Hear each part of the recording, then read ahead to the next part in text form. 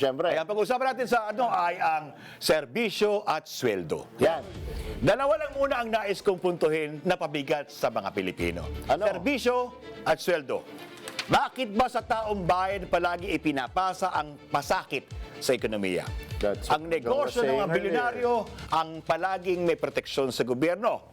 Ang systems loss na hindi naman ginamit at napakinabangan ng Pilipino, binabayaran pa rin natin. Parang ilan lang sa ating mga politiko. Systems loss lang kayo kung magserbisyo.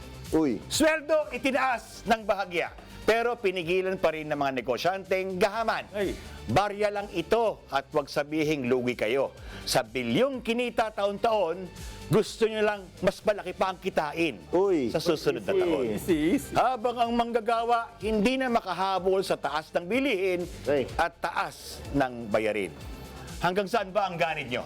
Darating ang panahon na aabutin kayo ng teknolohiya o ng pagkabalikhain ng Pilipino at di na kayo kakailanganin.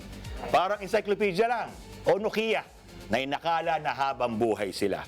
Babala ito sa mga kumpanya na pinipiga ang bulsa at pasensya ng bawat pamilya Pilipino.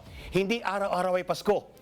Babala rin ito sa mga politiko na magigising din ang mamamayan at hindi na kayo iboboto dahil ginagawa nyo lang negosyo ang serbisyo publiko. Yo. Yan po ang upot Tama patuloy. naman. Patualas!